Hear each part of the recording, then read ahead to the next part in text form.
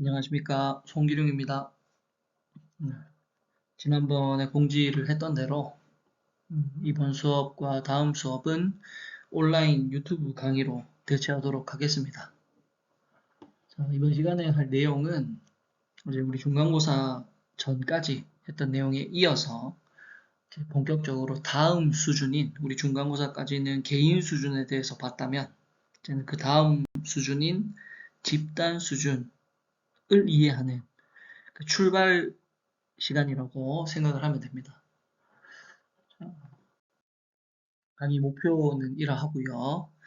아, 항상 보던 요 조직 행위론의 프레임워크 이제 보면서 어, 이번 시간부터 배워야 되는 집단 수준에 대해서 한번 이해를 해보고 그 다음에 이해가 되면은 좀 이해를 해보고 다음 본격적인 내용들을 살펴보도록 하겠습니다. 자, 여러분들이 이제 시험을 치면서 공부를 했기 때문에 다들 기억이 나시겠지만, 우리가 중간고사 치기 전까지 어떤 것을 봤었느냐? 개인 수준에서 행동이 발생하는 과정에 대해서 살펴봤다는 거죠. 그래서 처음에 투입 요소로 다양성, 개인 특성, 성격, 능력, 가치관 이런 것들을 먼저 봤고, 그 투입 요소라는 게 개인의 행동을 만들어내는 요리로 치면 요리 재료다라는 의미로 요 투입 요소라는 걸 살펴봤고, 그 다음 개인이 가지고 있는 그런 재료들이 이제 개인의 내면에서, 개인 수준에서 볼 때 개인의 내면에서 감정, 감성, 이성, 지각 의사결정이죠. 그 다음 그것들보다 좀 더 고차원적인 태도, 학습, 동기부여와 같은 요리의 과정을 거친 다음 그 다음 최종적으로는 우리의 주 관심사가 되는 어떠한 행동, 직무행동, 과업과 비과업 행동으로 구성되는 직무행동으로 이어진다 라는 과정을 우리가 중간고사 이전까지 봐왔거든요. 자, 요 전에도 이제 제가 수업 시간에 말했지만 투입 요소, 인지과정, 결과행동이라는 이 프로세스가 집단의 수준에도 그대로 적용이 됩니다. 자, 그럼 이제 집단 수준을 어떻게 이해하면 좋으냐 하면, 자, 집단이라는 것도 물론 이제 집단은 개인들이 모여 있는 것이긴 합니다만, 그 집단도 하나의 인격체다. 집단도 하나의 살아있는 어떠한 개체다라고 본다면, 그 집단이 수행할 수 있는 어떠한 행동이 있을 것이고, 집단이 수행하는 어떠한 행동이 있다면 그 행동은 당연하게도 그 행동을 만들기 위한 투입 요소가 존재할 거고, 그 다음 그 투입 요소가 어떠한 요리 과정을 거치는 인지 과정이 존재할 것이다 라는 발상이 이 집단 수준에 그대로 적용이 되는 겁니다. 그러니까 그러한 발상으로 이 집단 수준을 살펴보면, 자, 개인 수준에서는 개인이 만들어내는 행동이라는 것이 우리가 회사에서 관심을 가지는 과업과 관련된 행동이다 해서 직무 행동만을 바라봤죠. 자, 그렇다면 집단 수준에서 집단이 만들어내는 어떠한 행동 중에서 우리가 회사의 기업의 성과, 그 다음 조직의 성과에 영향을 미치는 결과물이라고 친다면 그게 무엇이 되느냐 하면, 최종적으로 결과 행동이라고 보면 그것이 무엇이 되냐 하면 팀이 만들어내는 성과가 된다라는 겁니다. 그러니까 개인 수준, 하나의 사람이 어떠한 행동을 만들어내고 그 개인이 만들어내는 행동 중에서 우리의 관심사가 되는 게 직무 행동이라면, 그걸 한 수준 올려서 집단을 하나의 인격체라고 보고 그 집단이라는 하나의 인격체가 만들어내는 행동 중에서 우리의 관심사가 되는 것이 무엇이냐라고 한다면 그건 팀이 만들어내는 팀 성과다라고 말할 수 있다는 것이죠. 자, 그렇다면 이제 요 팀 성과라는 것을 중심으로 생각해 본다면 이 팀 성과가 만들어지기 위한, 역시나 개인 수준에서 그러했듯이 집단 수준에서도 팀 성과라는 것을 만들기 위한 투입 요소가 있어야 될 것이고, 그러면 이제 집단이 가지고 있는 재료가 되겠죠.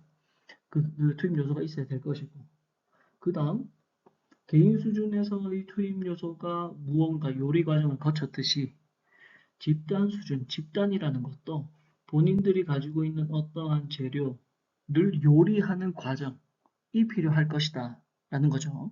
그럼 그게 뭐냐 하면 집단 수준에서의 인지 과정이고, 그게 개인 수준에서는 개인의 마음 안에서 일어나는 여러 가지 동적인 그런 것들이었다면, 집단 수준에는 집단 안에서 일어나는 동적인 내용이니까 그건 집단 안의 구성원들 간에서 일어나는 어떠한 것이라고 생각해 볼 수 있다는 겁니다. 그럼 그게 뭐냐? 그게 그러한 집단 수준 안에서 일어나는 인지 과정이라는 게 뭐냐라고 본다면, 그거는 구성원들 간의 의사소통, 구성원들끼리 의사 결정하고, 또 어떤 경우에는 구성원들끼리 권력 싸움을 할 수도 있고, 아니면 본인들이 가진 권력을 표출하거나 활용할 수도 있을 것이고, 그게 아니면 본인들의 어떤 이해관계를 위해서 정치적인 행동을 할 수도 있을 것이고, 아니면 구성원들끼리 어떤 갈등을 겪을 수도 있고, 또 그 갈등을 풀기 위한 협상하는 과정을 거칠 수도 있고, 이러한 여러 가지 내용들이 있을 수가 있다라는 거죠. 그리고 이게 뭐가 된다? 팀, 이 여기 앞에 보이는 투입 요소에 있는 내용들을 요리하는 과정이 된다라는 겁니다. 요 앞에 있는 요 투입 요소에 있는 요 요소들이 요 인지 과정에 있는 요러한 구성원들끼리 만나서 무언가 북적북적하는 요리 과정을 거쳐서 최종적으로 팀 성과라는 우리가 관심을 가져야 하는 집단이라는 인격, 집단이라는 유기체의 결과 행동이라고 볼 수 있는 것이죠. 팀 성과란 집단이라는 유기체가 만들어내는 결과 행동이다. 그 중에서 집단이라는 유기체가 만들어내는 결과 행동 중에서 우리가 경영학자의 관점에서 관심을 가져야 하는 것이다 라고 설명할 수 있는 겁니다. 그 상위에 있는 수준인 조직 수준은 이제 나중에 또 다루겠지만, 이건 이제 또 한 단계 상위의 개념으로서, 이제 집단 수준은 여기 인지 과정이나 이런 내용들 보면 알겠지만, 구성원들 여럿이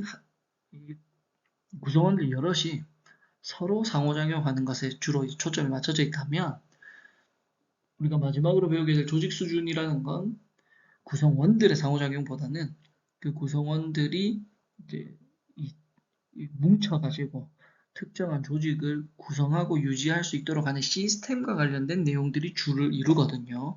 근데 어쨌든 이 조직 수준과 관련돼서 나중에 살펴볼 거니까 여기서는 생략을 하도록 하고, 한 번 더 이제 정리를 한다면 집단 수준에서의 우리가 봐야 되는 투입 요소, 인지 과정, 결과, 행동이라는 건 결국엔 개인 수준에서 봤던 것과 그대로 거의 비슷하게 같은 맥락에서 집단이 가지고 있는 재료, 원래 그 집단이 가지고 있는 집단의 특성, 그리고 그 다음 단계에서는 그러한 특성이 집단 안에 있는 구성원들끼리 상호작용하는 의사소통, 의사결정, 권력, 정치, 갈등, 협상과 같은 인지 과정을 거치고, 그 인지 과정을 거침으로써 최종적으로 팀 성과라는 우리가 관심 있게 가져야 하는 집단의 결과 행동으로 나타나게 된다.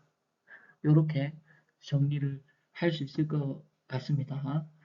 자, 이 내용은 어차피 여러분들이 지금 본격적으로 출발한 사회심리, 그다음 팀 이런 내용들을 보면은 차츰차츰 봐가면은 어떤 내용인지 더 잘 이해하게 될 거라고 생각을 하고요.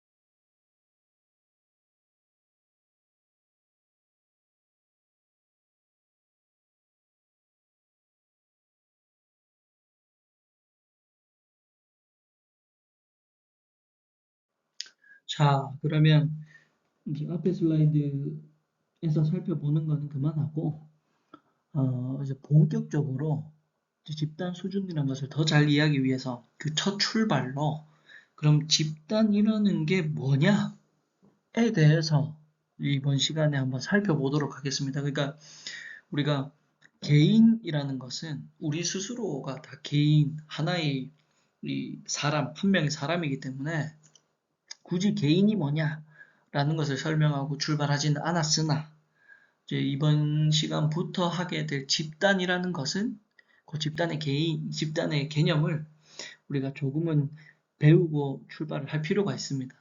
집단은 이제 특정 학문적인 정의도 있고, 그다음 집단이 갖는 특징들도 있고 이렇기 때문에 그러한 것들을 한번 살펴보고, 그 다음 이제 이 집단이 가지고 있는 특성에 대해서 살펴보게 될 건데요. 어쨌든 오늘 시간에는 집단이 무엇이냐에 대해서 집중적으로 살펴보게 될 겁니다. 아마 이 집단이 무엇이냐를 살펴보면 그러한 집단이 만들어내는 팀 성과, 그리고 그러한 성과를 만들기 위해서 필요한 재료, 그다음 요리하는 과정, 인지 과정에 대해서 여러분들이 좀 더 쉽게 받아들이실 거라고 생각을 합니다. 자, 그래서 이제 출발 한번 해보도록 하겠습니다. 집단의 개념을 설명을 해야 하는데, 그러니까 우리가 단순히 얘기하면 집단이다 이렇게 말할 때 그냥 사람들이 모여 있는 것이다 라고 이야기하는 경우들이 아주 많습니다. 그러니까 간혹 보면 집단의 정의 자체가 그냥 사람들이 모여 있다 이렇게 정의를 하는 경우들도 있는 것 같은데요. 실제로 학문적 정의는 그거보다는 조금 더 뭐 그렇게 대단한 건 아닌데 그것보다는 조금 더 조건들을 필요로 합니다. 자, 요 예를 제가 사진을 두 개를 준비를 했는데, 자, 왼쪽에 사진을 보면 이건 뭐냐? 사람들이 여기 승차권을 하는 것, 이제 표를 뽑으려고 이렇게 줄을 서 있죠. 이렇게 이제 여기 제라 아저씨 서 있고 이렇게 쭉 줄을 서 있습니다. 자, 그럼 이제 이러한 의문을 가질 수 있는 것이죠. 이렇게 승차권을 사려고 줄을 선 사람들이 집단이냐? 음. 그 예를 들면 우리 신호등 건너려고 신호등 앞에 이렇게 사람들이 모여서 서죠. 그러면 그 신호등 앞에 모여 선 사람들을 집단이냐, 집단이라고 부를 수 있느냐라는 겁니다. 이러한 의문이 사실은 집단의 개념을 설명하는 데 필요한 의문인 거예요. 자, 그러면 이 오른쪽의 예를 한번 보자는 겁니다. 이 오른쪽은 이제 직장의 한 모습을 사진으로 이렇게 표현한 것인데, 이 사람들은 이렇게 모여 있죠. 사진 앞에 보면서 따봉을 하고 있는데, 이 사람들은 집단으로 부를 수 있느냐? 라는 이제 질문을 같이 하게 될 수 있죠. 그리고 만약에 오른쪽에 있는 경우는 집단이라고 부를 수 있고, 왼쪽에 그냥 모여 있는 사람들은 집단이라고 할 수 없다면, 과연 이 둘의 차이는 뭐냐? 그 차이가 집단이라는 개념을 정의하는데 결정적인 요소가 되는 것이겠죠. 자, 요러한 질문을 머릿속에 담아둔 상태에서 집단의 개념에 대해서 살펴보도록 하겠습니다. 자, 그러면 이제 제가 여기 집단의 개념에 대해서 적어 놓았는데요. 집단의 정의를 적어 놓았는데, 우리가 방금 전 슬라이드에서 봤던 그 질문, 방금 전 슬라이드에서 생각해 봤던 그 질문, 그냥 우연히 한자리에 모인 사람들은 집단이 아니고, 회사에 모여있는 사람들은 집단이라고 한다면, 과연 집단이냐 아니냐를 결정하는 그 요소는 무엇이냐를 한번 이 집단의 정의에서 한번 보도록 하겠습니다. 자, 우리가 집단은 이제 그룹이라고 합니다. 집단 그룹이라고 하고, 그 정의를 보면, 일단 첫 번째, 특정 목적을 달성하기 위해 나와 있죠. 그 다음, 그렇게 특정 목적을 달성하기 위해서 함께 모여 상호작용하고 상호의존하는 상호작용하고 상호의존하는 두 명 이상의 개인들 돼 있죠. 여러 명이다 이 얘기입니다. 자, 이걸 이제 다시 정리하면 그냥 여러 명이 집단인 게 아니고 그 여러 명이 공동의 어떠한 목적을 가지고 서로 상호작용하고 상호의존하고 서로에게 기대기도 하는 그러한 여러 명이 집단이 되는 겁니다. 그냥 여러 명이 있다고 해서 집단이 되는 게 아니고 이 정의에 따르면 그 여러 명이 특정한 목적을 같이 가지고 있어야 하고 그리고 그 목적을 달성하기 위해서 서로 돕기도 하고 서로 의존하기도 하고 서로 뭐 갈등도 겪기도 하고 협상도 하는 등 상호작용해야 한다. 그래야만 집단이라고 부를 수 있다라는 겁니다. 그게 집단의 정의가 되는 것이죠. 자, 그렇게 보면 자, 이러한 집단의 정의를 우리가 앞에서 봤던 사례에 적용을 해보면 이제 우리가 던졌던 의문에 대해서 답을 구할 수 있습니다. 예를 들어 이제 신호등을 대기하러 사람들이 모여 있다. 그러면 그 사람들은 집단이라고 부를 수 있느냐? 아니다. 그럼 왜 그 사람들을 집단이라고 부를 수 없느냐? 여기 이제 정의에 적혀 있는 것이죠. 물론 거기 있는 사람들이 모여가지고 신호등을 건너려고 하는 건 맞습니다만 그 사람들이 신호등을 건너기 위해서 서로 대화하고 의논하고 힘을 합치고 의존하고 뭐 갈등을 겪거나 하는 것이 아니라는 거죠. 물론 신호등 앞에 모여 있고 그 다음 그 신호등을 건너는 목적을 가지고 있긴 하지만 서로 상호작용하거나 상호의존하지 않는다. 그렇기 때문에 집단이라고 부를 수 없다라는 겁니다. 근데 반면에 학교, 뭐 직장이라면 가능한 이 집단이라는 것이 적용이 될 수가 있는 것이죠. 집단이 가지고 있는 회사의 업무 처리, 업무 명령 수행이라는 공동의 목적을 가지고 그것을 해결하기 위해서 아침마다 회의도 하고 서로 또 업무상에서 맞지 않는 게 있으면 갈등을 겪기도 하고 협상을 하기도 하는 등 서로 이 회사 안에 있는 집단 내의 구성원들끼리 종업원들끼리 상호작용하고 상호의존을 하죠. 그렇기 때문에 직장에서의 집단, 직장에서 사람들이 이렇게 팀으로 모여 있는 것은 우리가 집단이다라고 부를 수가 있게 되는 겁니다. 이해가 가시나요? 학교도 비슷합니다. 그러니까 학교에서도 우리 한 반이라는 게 만약에 그냥 수업을 듣는 목적으로 다 같이 모여가지고 서로 아무런 의논 없이 그냥 수업만 이렇게 듣고 집에 간다. 사실 이론적, 학문적 정의로 엄밀하게 따지자면 아무리 한 반이라고 해도 그냥 개개인이 각자가 와서 수업만 듣고 집에 간다라고 한다면 그건 집단이 될 수 없는 거예요. 학급이라는 어떤 행정적 명칭을 가지고 있더라도 집단이 가지고 있는 정의를 엄밀하게 적용하면 만약에 학생들이 그냥 와서 수업만 듣고 간다면 집단이라고 할 수 없는 것이죠. 이 정의에 따르면 한 반의 학생들이 수업을 들으러 와서 수업을 더 잘 듣기 위해서 어떻게 하면 수업을 더 잘 들을 수 있는지 또 뭐 시력이 나쁜 친구가 있으면 서로 의논해가지고 그 학생은 앞에 앉혀주고 뭐 우리는 뒤에 앉자 이렇게 의논을 하기도 하고 아니면 학급에 있는 친구들끼리 어떤 문제가 있으면 갈등을 겪기도 하고 협상을 하기도 하고 이러한 과정을 거친다면 그렇다면 그 학급은 하나의 집단이다라고 부를 수 있다는 겁니다. 이 얘기를 왜 하느냐? 집단이라는 것이 무엇이 중요하다? 그 안에 있는 구성원들이 서로 상호작용하고 상호의존한다는 것이 중요하다를 이제 말하려고 지금 이 얘기를 계속하고 있는 겁니다.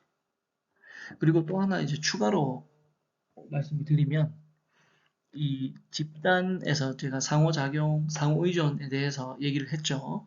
근데 이게 여기 오른쪽에 우리 온라인 강의 이렇게 지금 올려놨는데 꼭 이 상호작용, 상호의존이 오프라인으로 이루어져야 되는 것은 아닙니다. 이거는 특히나 요즘 같은 시대에는 지금 이 수업도 온라인으로 하고 있고, 그렇듯이 요즘 온라인 이 조직들이 많이 생겨나고 있죠.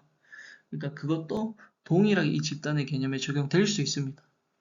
그러니까 어떤 사람들이 물리적 공간에 모여 있지는 않으나 서로 상호작용하고 상호의존하면서 동시에 특정한 가상 공간에서 모여 있을 수 있다면, 그리고 그 사람들이 동시에 특정한 목적을 달성하기 위한 목적을 공유하고 있다면, 가상 공간이라고 할지라도 그것은 집단이 될 수 있다라고 얘기할 수 있습니다. 그러니까 여기 이제 오른쪽 사진에 있는 것처럼 온라인으로 수업을 듣더라도 어쨌든 요 수업하는 한 장면에서 요 가상의 공간에서는 모두 다 일단 모일 수가 있죠.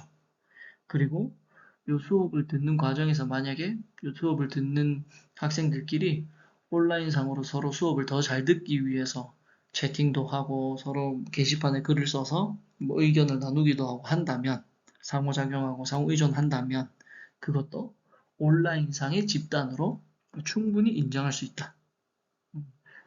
왜냐하면 집단의 개념이 중요한 것은 오프라인이냐 온라인이냐가 중요한 것이 아니고 특정한 장소에서 상호작용하고 상호의존할 수 있느냐가 중요한 것이기 때문에 온라인도 집단의 정의를 적용할 수 있다라는 건 여러분들이 알아두시면 좋습니다. 자, 그러면 이제 이 집단의 정의 살펴본 것에 이어서 이렇게 정의되는 집단이라는 게 어떠한 방식으로 분류될 수 있느냐를 한번 살펴보도록 하겠습니다. 사실은 이제 사회학이나 이런 데서 우리가 집단을 더 다양한 방식으로 분류할 수 있습니다만, 우리는 어쨌든 경영학을 하고 있죠. 그러니까 경영학의 관점, 관리자, 기업을 경영하고 있는 혹은 기업을 관리하고 있는 관리자, 경영자의 관점에서 어떠한 분류가 제일 유용하냐라고 얘기를 한다면 여기에 있는 두 가지로 분류하는 방식이 제일 유용하다라고 얘기할 수 있습니다. 자, 그게 이제 뭐냐 하면 공식 집단하고 비공식 집단입니다. 그러니까 이거는 단어에서도 볼 수 있듯이 그 의미 그대로입니다. 한번 살펴보도록 할게요. 자, 왼쪽에 있는 공식 집단, 집단의 분류의 첫 번째입니다. 여기 정의에는 이렇게 나와 있죠. 기업의 공식적 의사결정을 통해 형성된 집단이다. 여기서 여러분들이 알아야 되는 건 뭐다? 공식 집단에서의 공식적이다 할 때 공식을 누가 정한다? 기업의 의사결정권자들이 정하는 겁니다.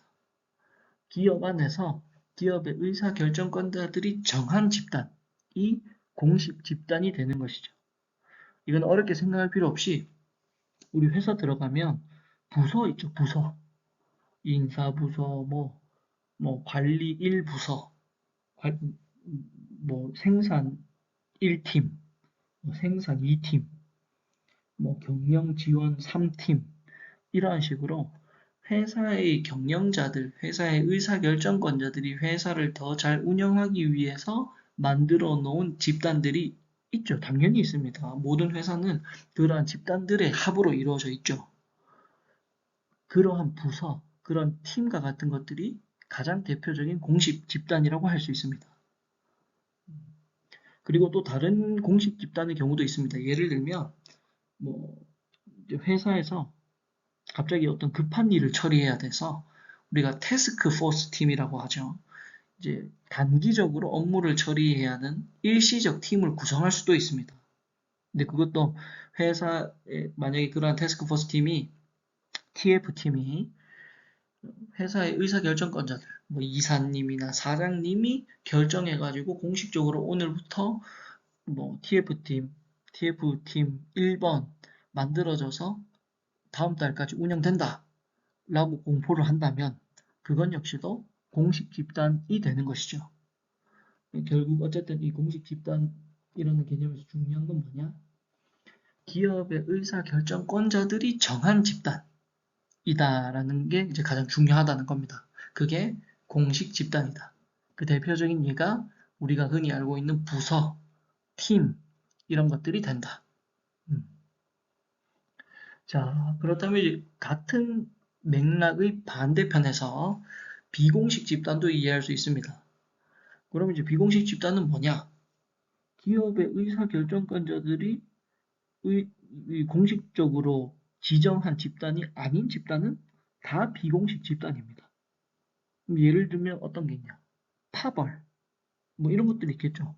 아니면 어, 뭐 사내에 그냥 자기들끼리 친해가지고 출근할 때 같이 출근하는 사람들,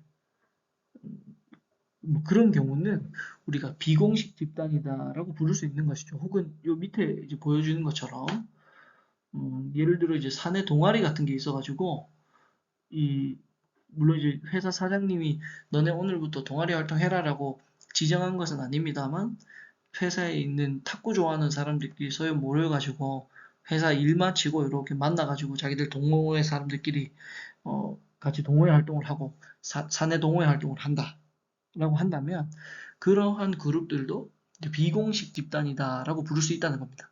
그것 역시도 공식적으로 의사결정을 해서 지정된 것은 아닙니다만 여전히 사람들이 공동의 목적, 여가 생활을 즐긴다라는 공동의 목적을 가지고 서로 상호작용하면서 이제 서로 이렇게 즐거운 시간을 보내기도 하고 이런 과정을 거치기 때문에 이건 역시도 공식은 아니나 여전히 집단으로 생각할 수 있다라는 의미에서 비공식 집단이다 이렇게 부르기도 합니다. 이런 게 아까 파벌 말씀드렸는데 파벌의 예로 들면 뭐 예를 들어서 어떤 회사인데 경북대학교 출신 사람들끼리 파벌을 만들었다라고 치면 그 경북대학교 출신 파벌, 경북대 파벌이라는 그 파벌 안에 있는 사람들은 서로 몰래 모여가지고 자기들 공동에 더 잘 되고자 하는 이 파벌이 더 성공하고자 하는 공동의 목적을 위해서 파벌 내의 사람들끼리 경북대학교 선후배 사람들끼리 서로 돕기도 하고 의사결정도 하고 상호작용도 하고 한다는 것이죠. 그러면 서로 상호작용하고 상호의존하고 공동의 목표를 가지고 있기 때문에 이것은 집단이라고 부를 수 있는데 다만 회사에서 너네 오늘부터 경북대학교 팝을 만들어서 운영해 라고 지정한 것은 아니라는 거죠. 그러면 그러한 경우에는 회사에서 지정을 하진 않았지만 집단의 성격을 띠고 있기 때문에 비공식 집단이다 라고 부를 수 있다는 겁니다. 비공식 집단의 핵심은 뭐다? 집단이 가져야 하는 모여있고 공동의 관심사 가지고 있고 상호작용, 상호의존하는 것은 맞으나 기업에서 공식적으로 인정해준 것은 아닌 집단. 그런 집단 성격을 띠나 기업에서는 인정해주지 않은 그러한 집단도 우리가 비공식 집단이다라고 부른다라고 이해를 하시면 됩니다.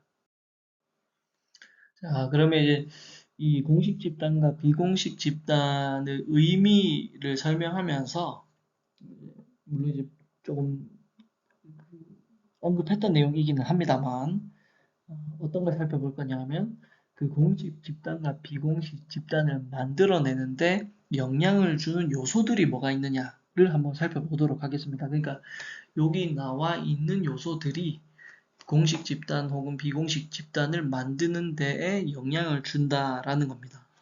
자, 한번 살펴보도록 할게요.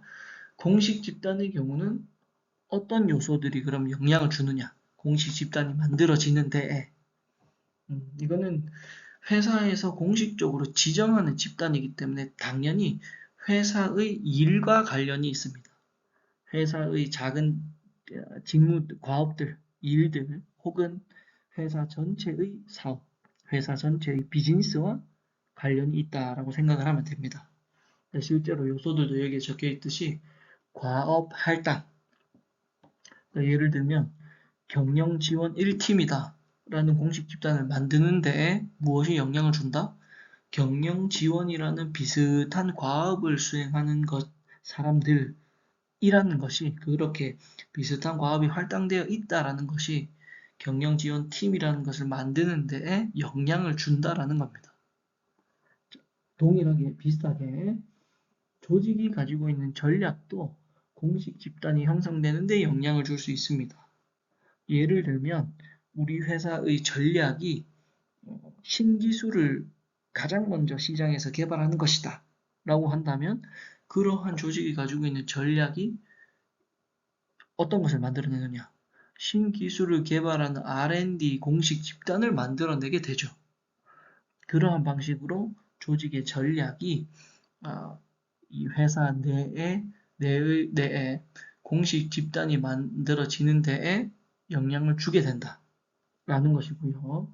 그다음 또 조직의 구조라는 것도 있습니다. 그러니까 조직의 구조가 수직적이냐, 아니면 조직의 구조가 수평적이냐, 아니면 조직이 크냐, 작으냐도 공식 집단이 만들어지냐 혹은 만들어지지 않느냐에 영향을 주게 됩니다. 수직적 구조라고 한다면 상위 부서가 있음으로 인해서 하위 부서가 생겨난다거나 혹은 하위 부서를 포괄하기 위해서 상위 구조가 생겨난다거나 그러한 경우들이 있을 수 있고요. 수평적 구조라면 기능적으로 더 나은 기능들을 추가하기 위해서 또 다른 부서를 확장해서 만들 수도 있고요. 또 뭐 조직이 구조적으로 너무 크다면은 그 큰 조직을 전체를 관리하기 위해서 또 세부의 공식 집단들을 만들어낼 수 있고 또 우리 회사가 너무 작다면 또 작은 대로 그 나름의 어떤 공식 집단이 또 만들어질 수도 있는 것입니다. 그러니까 정리하자면 공식 집단을 만드는 데 영향을 주는 요소들이 여러 가지가 있지만 그 중에 대표적으로 한 3가지 정도만 보면 과업이 어떻게 할당되어 있느냐가 공식 집단의 형성에 영향을 주기도 하고 우리 조직이 어떤 비즈니스를 하느냐 혹은 어떤 비즈니스의 방향성을 갖느냐가 공식 집단의 형성에 영향을 주기도 하고 또 우리 조직이 가지고 있는 구조가 어떻느냐가 또 공식 집단의 형성에 영향을 주기도 한다. 이렇게 볼 수 있고요. 그럼 비공식 집단은 어떤 게 영향을 주느냐 하면 요거는 비공식 집단의 정의와도 또 연결이 됩니다. 공식 집단은 의사결정권자들이 정하는 것이기 때문에 회사의 일, 회사의 비즈니스와 관련이 있는 것인데 비공식 집단은 그러면 관련이 없겠죠. 무엇과 관련이 있느냐? 이거는 사람들이 모이는 이유와 관련이 있습니다. 그래서 우리 일반 사람들이 모이게 되는 이유와 관련이 있습니다. 회사에서 시키지 않아도 모이게 되는 것이기 때문이죠.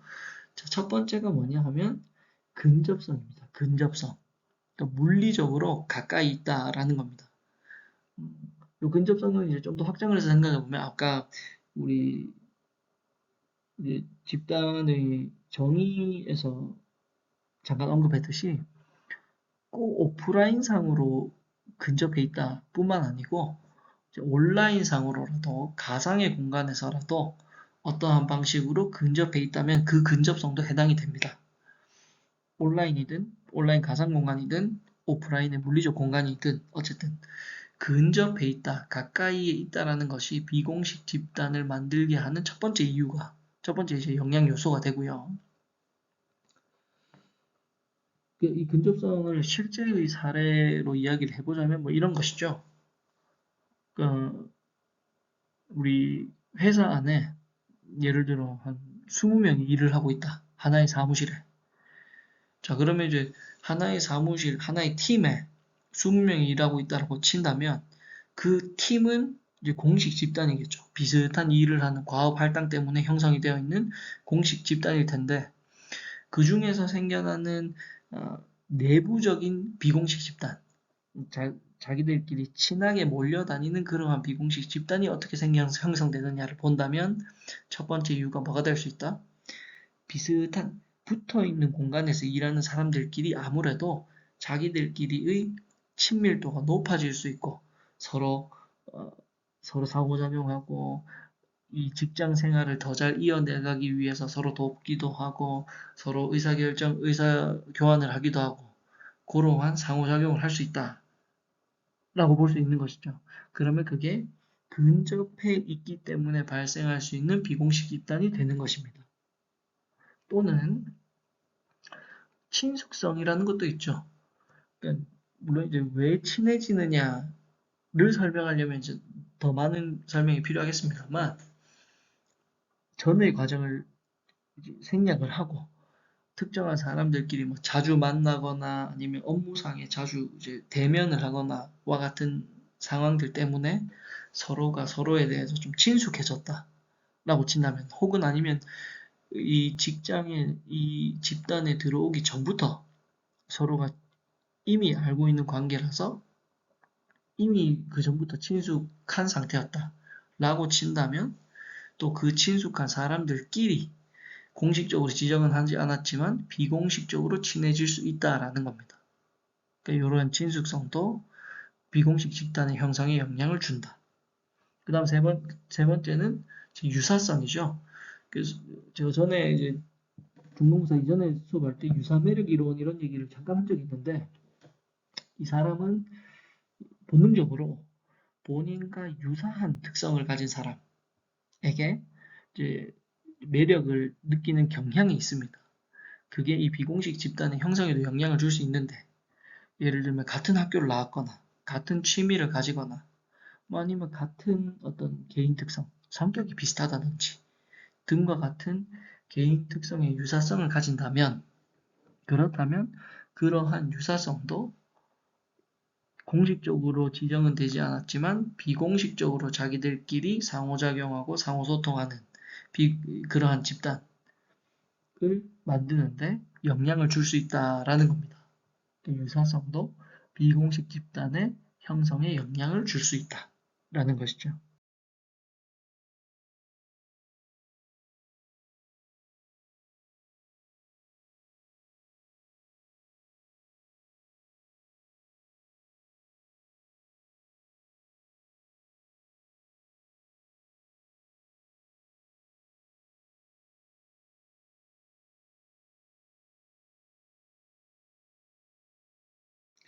자, 다음으로는 집단의 특성에 대해서 보도록 하겠습니다. 그러니까 앞에처럼 집단이라는 게 정의될 수 있고 그다음 그 집단이 공식과 비공식으로 구분이 될 수 있다라는 거는 확인을 했고 그러면 지금부터 볼 거는 그렇게 구분이 정의되고 구분이 되는 집단이 그렇죠? 어떤 특징을 가지느냐라는 것, 집단이라는 것이 갖는 특징을 정의할 때 어떤 걸 얘기할 수 있느냐에 대해서 한번 살펴보도록 하겠습니다. 다섯 가지 정도가 있는데 내용이 어렵지 않습니다. 요 다섯 가지는 빠르게 한번 훑어보도록 할게요. 자, 첫 번째는 역할입니다. 역할. 역할이라는 단어는 우리가 흔히 접하는 단어일 거라고 생각을 합니다. 자, 근데 이제 이 역할이라는 것에 대해서 조금만 더 깊이 한번 보도록 할게요. 자, 우리 요 영화를 보셨는지는 모르겠으나, 요런 우리가 하이스트 무비 이렇게 부르죠. 뭐 범죄 영화긴 하나 대표적으로 도둑들이라는 영화를 예로 들면 뭐 은행 뭐 특정한 어떤 대상을 물건을 훔치기 위해서 여러 역할을 가진 도둑들이 만나가지고 하나의 팀, 하나의 집단을 이루는 그리고 그 집단이 공동의 성과를 만들어내는 그러한 영화라고 볼 수 있거든요. 자, 그럼 여기서 이제 방금 얘기했듯이 이 여러 명의 이 범죄자들이 물론 범죄자긴 합니다만 영화니까 이들이 모여가지고 어, 특정한 어떠한 목표를 달성하기 위해서 활동을 하는 것은 맞는데 거기서 방금 등장한 단어가 뭐였다? 각자의 역할을 수행한다라는 겁니다. 서로가 각자의 역할을 가지고라는 것이죠. 그러니까 다 같이 모여 있으나 이 집단이라는 것은 그 속에서도 각자가 서로가 해야 하는 일이 다르다라는 겁니다. 그러면 그 각자가 맡은 바, 각자가 해야 하는 일이 무엇이냐라고 한다면 그건 이제 역할이다라고 부를 수 있는 것이죠.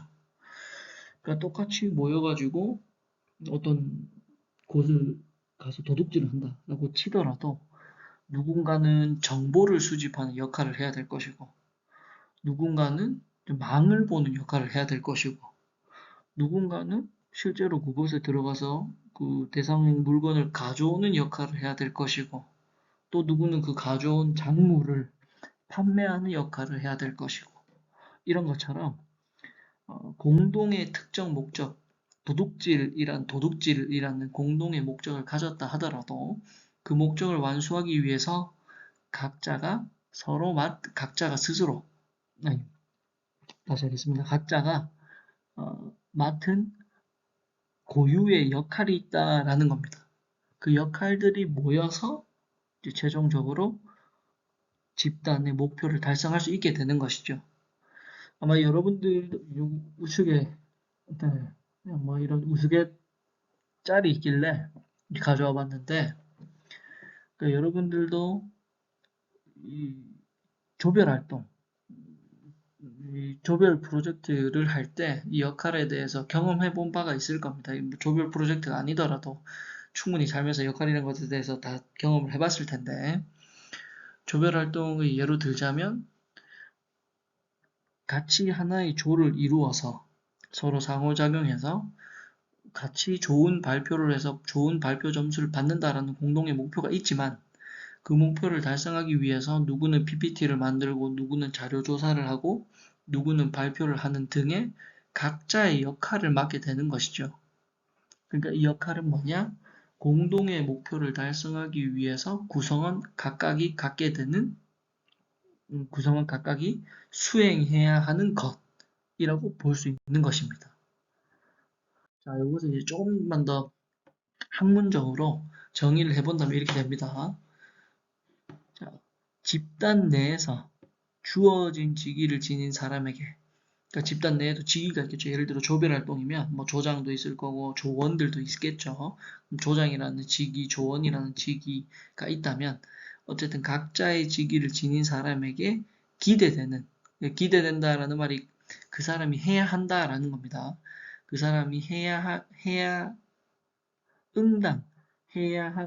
되는 일련의 행동 패턴이다. 그것이 역할이다라고 얘기할 수 있는 겁니다.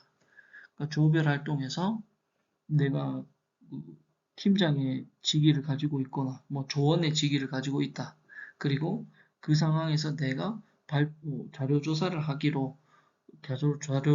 하는 어떤 직책을 맡았기 때문에 이 조원들이 나라는 사람에 대해서 너는 나중에 자료를 조사해서 가지고 올 것이다 라고 기대한다는 것이죠. 그리고 그 기대에 맞춰서 내가 자료 조사라는 행동을 보여주는 것. 그것이 뭐냐? 역할이다라는 겁니다. 그러니까 이 역할은 요 정의에서 나와 있듯이 어떤 특징을 갖느냐?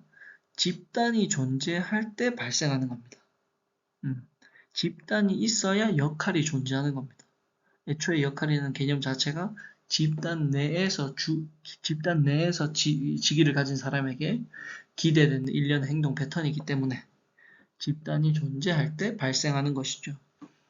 집단에 속해 있지 않은데 역할이 있다라는 것은 맞지 않는 말입니다. 우리 집으로 친다면 우리 하나의 가정 안에서도 각자의 역할이 있죠. 왜냐? 가정이란 건 하나의 집단이기 때문에. 청소는 내가 해야 되고 빨래는 누가 할 것이라고 기대가 되고 돈은 누가 벌어올 것이라고 기대가 되는 그러한 각자의 역할이 있는 겁니다. 그러니까 동일하게 그러면 당연하겠지만 우리 직장, 우리 기업 내에도 각자의 역할이 존재하죠. 나중에 회사를 들어가면 하나의 팀에 소속하게 될 텐데, 하나의 집단에 소속되게 될 텐데, 그 속에서도 막내로서, 뭐 대리로서, 과장으로서, 뭐 리더로서, 아니면 팀의 뭐 세 번째 서열로서 기대되는 각자의 역할이 있을 것이다라는 거죠. 그 직장 기업 내에서도 그러한 역할이 존재하게 된다.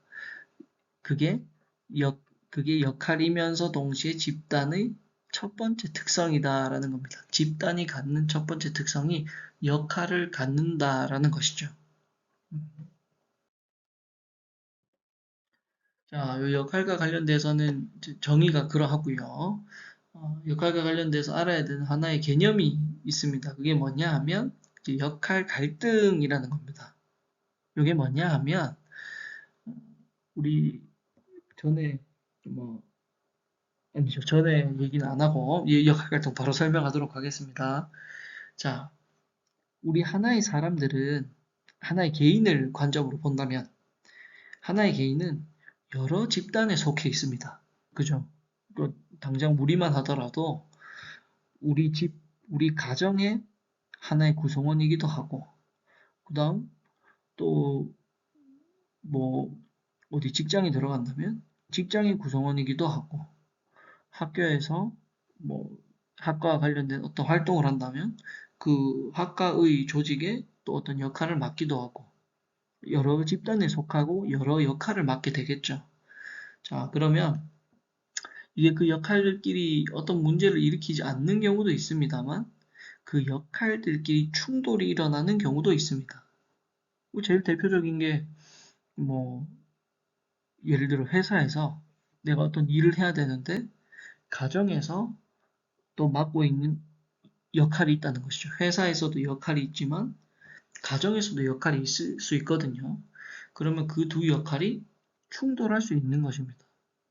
그러니까 회사에서 리더로서, 예를 들어 내가 리더로서 종업원들을 더 관리해주고 남아서 야근을 하면서 종업원들 상담을 해주고 해야 되는 상황인데 갑자기 그 상황에서 내가 또 집에 가면 가장으로서 내가 집에 빨리 들어가가지고 집안일을 해야 되고 집을 돌봐야 되는 또 역할이 있다라고 친다면 회사에 남을 것인가? 회사에 남아서 리더로서의 역할을 할 것인가? 혹은 집으로 돌아가서 가장으로서의 역할을 할 것인가? 사이에서 갈등하게 된다라는 겁니다. 그렇게 개인이 속해 있는 집단, 그리고 개인이 맡고 있는 여러 역할 간의 충돌이 일어나는 것을 우리가 뭐라고 부르느냐? 역할 갈등이다. 이렇게 부른다는 겁니다. 이건 역할 갈등이라는 개념도 중요하지만, 이 역할 갈등이 내포하고 있는 또 중요한 의미가 뭐냐? 하나의 사람은 여러 역할을 갖는다. 여러 집단에 소속되어 있기 때문에 그 집단마다의 여러 역할들을 갖는다라는 겁니다. 그리고 그 사이에서 발생할 수 있는 게 이런 역할 갈등이다라는 걸 여러분들이 알고 계시면 좋습니다. 다음 두 번째 집단이 갖는 특성은 규범입니다. 이 규범이라는 건 영어로 norm이다 이렇게 부르기도 하는데 이거는 규범, 규칙, 규칙과도 같다라고 생각을 하면 이해하기 쉽습니다. 자, 여기 이제 집단의 두 번째 특성인 겁니다. 집단이 어떠한 특성을 갖느냐? 규범이라는 하나의 특성을 갖는다라는 겁니다. 이 규범에 대해서 정의를 제가 설명을 하면요. 자, 집단 구성원에게 공유된다는 게 중요한 겁니다. 그러니까 뭐 어떤 규칙이거나 이런 건데 집단 구성원에게 공유 안 되고 집단 구성원 중에서 일부만 따르는 거라면 그건 규범이 아닙니다. 자, 집단 구성원에게 공유되는, 집단 구성원 전체에게 두루두루 공유되는 집단에서 받아들여지는 행동의 표준이다라는 겁니다. 자, 우리가 사회에서도 사회적 규범이다라는 게 존재를 합니다. 예를 들면 주로 이제 사회에서 규범은 법규나 법 이런 것들로 표현이 되기도 하는데요. 예를 들어 우리가 공공장소에서는 담배를 피면 안 된다라는 규범을 가지고 있다는 걸 한번 생각을 해봅시다. 그러면 이러한 규범은 누군가 일부만이 지키는 것이 아니죠. 이것이 규범이 되기 위해서는 공공장소에서는 담배를 피면 안 된다라는 그러한 행동 표준, 공공장소에서는 담배를 피면 안 된다라는 행동 표준이 우리 사회에 있는 사회 구성원들 대부분에게 공유되어 있다라는 겁니다. 그래야만 이것이 최종적으로 무엇이 된다? 사회적 규범이 된다라는 겁니다. 자, 동일하게 집단 내에서도 규범이라는 것이 존재를 하죠. 집단 내 규범인데, 그러면 이건 역시나 어떤 것이다? 특정한 행동을 하는 표준 양식이 존재를 하는데, 그 표준 양식이 그 집단을 구성하는 구성원들 대부분에게 공유가 된다라는 겁니다. 대부분이 인정을 하고 받아들이고 그 표준을 따른다라는 겁니다. 그게 규범이 된다라는 것이죠. 그러니까 예를 들면 뭐 우리 특정한 회사가 있다. 근데 그 회사에서 우리 회사를 다닐 때는 뭐 옷을 입을 때는 검은색 옷을 입어야 되고 인사를 할 때는 뭐 90도로 인사를 해야 된다. 라는 행동 표준을 정하고 만약 검은 옷을 입고 90도로 인사를 한다라는 그 표준 행동이 이 집단의 전체 구성원들에게 받아들여지고 두루두루 공유가 되어 있다면 그거는 그 회사에서 갖는 그 집단에서 갖는 하나의 규범이 되게 되는 겁니다.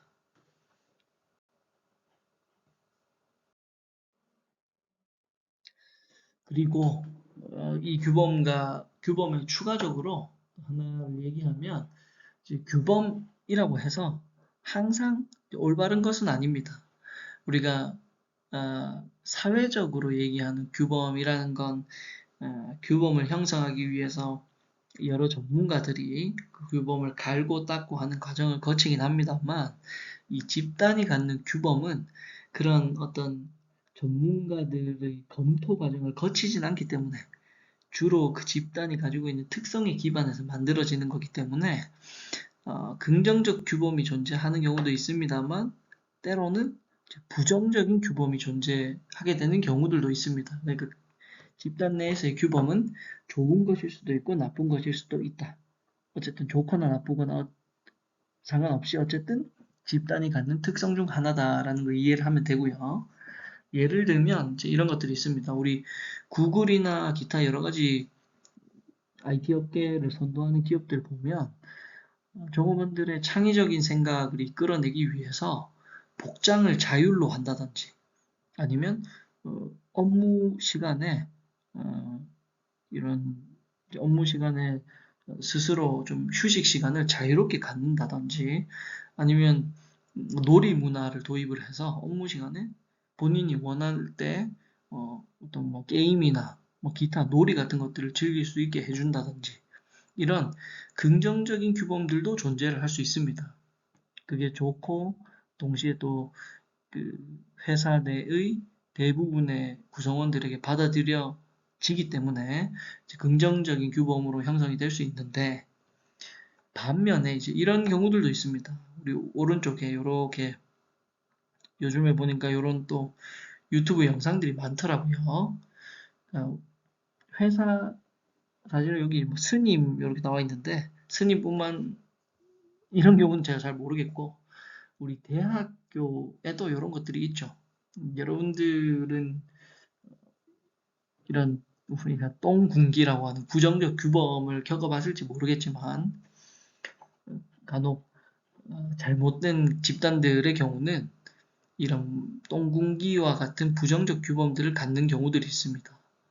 예를 들면 이런 거죠. 선배가 뭐 말하기 전에는 후배는 말하면 안 된다. 선배를 보면 뭐 무조건 고개를 숙이고 지나가야 된다. 아니면 뭐 선배를 보면 뭐 목소리를 높여서 특정 정해진 양식대로 무조건 인사를 해야 된다. 뭐 이런 식의 이제 군대도 사실 요즘에 그렇게 안 하는데 좀 잘못된 부정적 규범을 가지고 있는 그러한 집단들도 있을 수 있습니다. 그리고 그런 집단들이 존재하는 이제 이런 부정적 규범들도 충분히 존재할 수 있다. 근데 어쨌든 그것이 부정적이든 긍정적이든 간에 규범이라는 것은 집단이 갖는 특성이다라는 걸 여러분들이 이해하고 있으면 좋을 것 같습니다. 긍정규범, 부정규범을 얘기해서 좀 헷갈릴 수 있는데 어쨌든 중요한 건 뭐다? 긍정적이든 부정적이든 집단이라는 건 규범, 표준 양식, 두루두루 인정받는 표준 양식, 규범이라는 것을 갖는다. 요거를 여러분들이 알고 있으면 됩니다. 자, 다음으로는 세 번째 특성인 지위에 대해서 한번 보도록 하겠습니다. 이 지위인데 일단 지위의 정의부터 한번 볼게요. 집단 내에서 사회적으로 부여된 서열이다 이렇게 봅니다.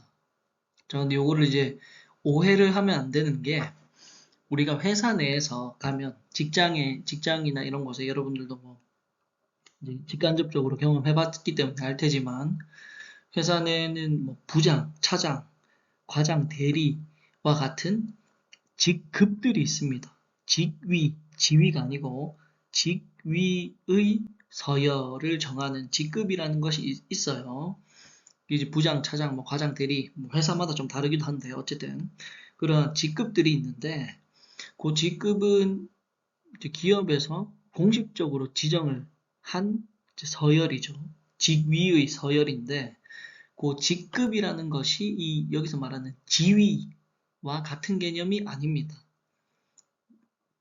여기 뭐 이런 사진이나 이런 데도 나와 있지만 우리 직장 내에는 부장 있고 차장 있고 과장 있고 대리가 있고 뭐 사원이 있다라고 친다면 그러한 직급은 여기서 말하는 지위에 영향을 주는 것은 맞습니다만 100% 직급이 지위와 같지는 않다라고 보셔야 됩니다. 왜냐? 지위라는 것은 사회적으로 공식적으로 부여된 게 아니고 공식적으로 부여된 것뿐만 아니고 사회적으로 부여된 서열 전체를 합한 것이기 때문에 그렇습니다. 그러니까 예를 들면 이런 거예요. 우리 직장 내에서 이렇게 직장이나 아니면 여러분들이 조직 생활을 간접적으로 직간접적으로 경험했을 때도 어, 기억을 떠올려 보면 알 수 있는데 본인이 가지고 있는 공식적인 직급과는 상관없이 특정한 집단 내에서 영향력을 크게 발휘하는 사람들이 있습니다. 뭐 예를 들면 직장 안에서도 분명히 대리인데 이 대리가 워낙 능력도 있고 일도 잘하고 뭐 다양한 여러 가지 네트워크도 많고 이러다 보니까 그 직급이 높은 차장이나 부장들이 함부로 대하지 못하는 대리들이 있을 수도 있어요. 그러니까 그게 뭐냐? 직급뿐만 아니라 그 사람이 사회적으로 갖는 이 집단 안에서 사회적으로 갖는 영향력이라는 것이 합쳐져서 만들어지는 지위가 다르기 때문에 그런 겁니다. 영향력이 많고 능력이 좋은 아무나 함부로 건들지 못하는 어떠한 대리가 있다고 한다면 그 대리는 직급상으로는 부장이나 차장보다 낮을 수는 있으나 그 집단 내에서 그 대리 능력 좋고 네트워크 좋은 그 대리가 갖는 집단의 지위는 부장이나 차장 못지않게 높을 수 있다라는 거죠. 그러니까 어쨌든 여러분들이 확실히 알아야 되는 건 회사에서 정해주는 직급과 다르게 사회적으로 부여되는 별도의 서열인 지위라는 것이 존재를 하고 그 지위에 직급이 영향을 주는 것뿐이다라는 건 아셔야 됩니다. 이걸 이제 좀 더 정확하게 설명을 하면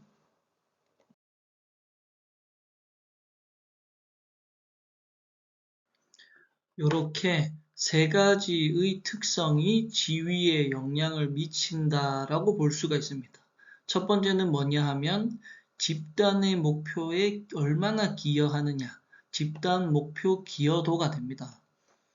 그러니까 집단 안에 어떤 구성원이 있으면 그 구성원이 공식적 직위는 낮을 수 있어도 만약 그 구성원이 이 집단의 목표 달성에 지대한 영향을 미친다면 비록 공식적 직위가 낮을지라도 그 구성원의 집단 내 지위는 아주 높을 수 있다라는 것이죠. 자, 동일하게 같은 맥락에서 두 번째는 뭐냐? 권력이라는 겁니다. 권력. 이거는 저기 앞 시간에 제가 권력 욕을 할 때, 권력 욕구에 대해서 다룰 때 잠깐 권력에 대한 것을 얘기를 했었는데, 이거 뭐냐? 타인의 행동을 조절할 수 있는 능력이거든요. 근데 이게 무슨 초능력을 말하는 게 아니고, 요 권력이라는 게 무엇을 말하느냐? 우리 회사가 공식적으로 부여해준 직위와 관련이 있다고 생각을 하면 됩니다. 아, 그러니까 회사가 부장, 차장, 과장, 대리라는 직위를 준다고 한다면, 직위와 직급을 준다고 한다면, 그 직급이라는 것을 바탕으로 권력이 나오게 되는 것이죠. 대부분의 경우에 그렇습니다. 물론 직급이 아닌 상황에 직급이 아닌 어떤 요소들 때문에도 권력이 나올 수는 있습니다만 여러분들은 이 회사가 부여해주는 직급에서 권력의 대부분 주요한 권력이 나온다라고 생각을 하면 됩니다. 그러니까 아까 앞에서 이 지위에 직급이 영향을 준다라고 했죠. 직급이 지위에 영향을 주는 요소 중 하나다. 이렇게 제가 설명을 했는데 그 이유가 뭐냐? 그 직급에서 권력이라는 것이 나오기 때문입니다. 아무리 대리가 이 집단 목표 기여도가 높아도 부장을 뛰어넘기는 쉽지 않겠죠. 왜냐? 그 부장이라는 사람은 회사가 부여해준 권력을 갖기 때문입니다.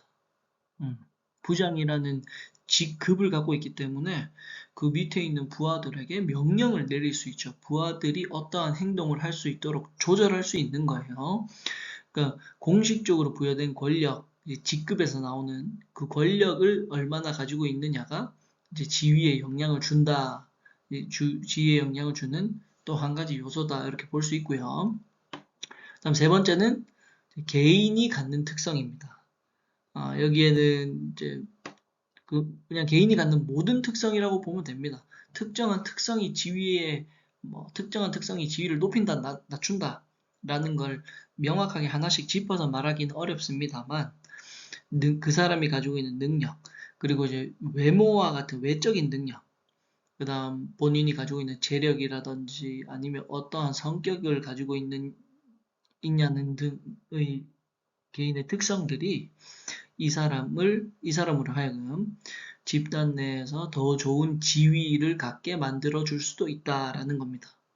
개인이 가지고 있는 특성들도 그 집단 내의 구성원의 지위, 집단 내 구성원의 지위를 결정하는 데에 역시나 영향을 준다.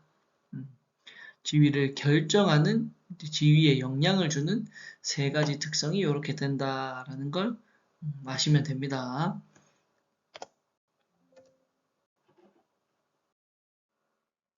자, 네 번째는 크기입니다. 크기. 이거는 단순한 개념입니다.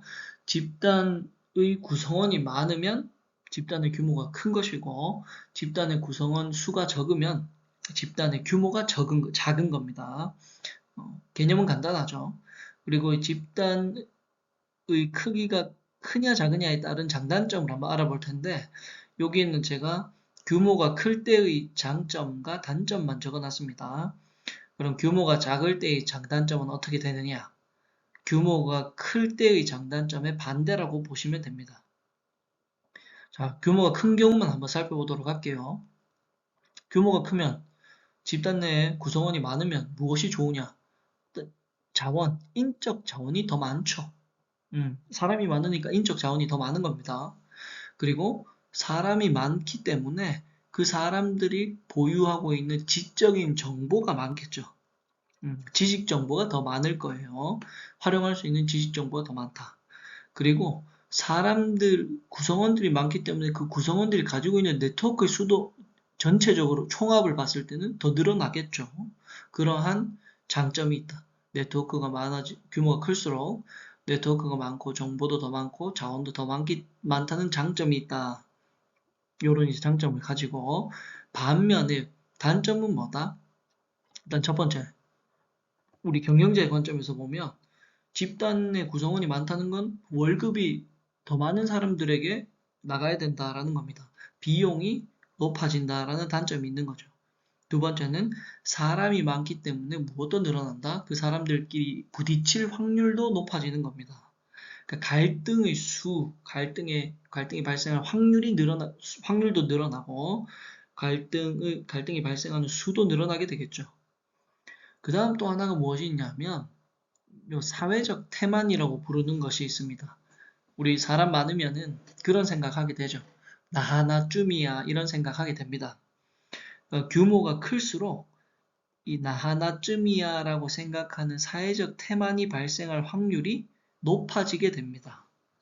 사람이 적으면 아무래도 눈에 잘 띄니까 나 하나쯤이야 하고 몰래 숨어서 일 안 하고 이런 게 적을 텐데 규모가 커지면 커질수록 이 감시의 눈을 피해서 태만하는 그러한 모습을 보일 확률이 높아진다. 사회적 태만이 높아진다라는 게 규모가 클 경우의 단점이다라고 생각을 하면 됩니다. 그리고 아까 말했듯이 규모가 작은 경우의 장단점은 요 규모가 큰 경우의 장단점에 반대다라고 생각을 하면 됩니다. 자, 그리고 응집성인데, 자, 원래는 슬라이드가 요 응집성 뒤에 슬라이드가 더 있습니다만, 요 강의 시간이 오래된 관계로 응집성까지만 하고 마치도록 하겠습니다. 자, 응집성도 개념이 어렵진 않습니다. 어떤 개념이냐 하면, 우리가 앞에서 뭐 규모도 보고, 역할도 보고, 지위도 보고, 뭐 그런 것들이 이제 집단을 구성하는 특성이 되는 것은 맞습니다만, 이 마지막으로 또 하나의 특성이 뭐가 있느냐? 집단이라는 것은 구성원들이 상호작용하는 것이죠. 상호작용하고 상호의존하는 것이기 때문에 집단이 가지는 특성이라는 것 중에 빠질 수 없는 한 가지가 무엇이 된다? 그 집단 구성원들이 상호작용하는 긴밀도, 얼마나 서로 촘촘하게 상호작용하느냐, 얼마나 서로 이렇게 팀워크가 잘 맞고 친밀해서 똘똘 뭉쳐 있느냐가 역시나 집단의 마지막 한 가지 빼놓을 수 없는 특성이 된다라는 겁니다. 이거는 우리가 긴밀도라고 하면 어떠한 관계가 가까워가지고 빈틈이 없다 이렇게 표현을 하는데 우리 평소 때 쓰는 표현으로 다 함께 똘똘 뭉쳐서 문제를 해결해 보자 이런 얘기 많이 하죠. 거기서 똘똘 뭉치자라는 표현이 요 긴밀도에 가깝다라고 보시면 됩니다. 함께 의기투합해서 목표를 이뤄내자라고 생각하는 정도다 라고 보시면 됩니다. 그걸 이제 표현하면 집단 구성원들이 얼마나 상호작용을 긴밀하게 하고 있는지의 정도다. 응집성이다. 이렇게 표현할 수 있는 겁니다. 간단하죠? 자, 그렇게 되면 이제 이렇게 집단의 특성 5가지를 다 보게 된 것이고, 자, 정리를 살짝만 하면 이제 집단의 특성이 어떻게 된다? 집단을 구성하는 5가지 특성이 역할이 존재하고, 집단에 이제 집단이라는 것은 어떠한 특징적인 요소를 갖느냐?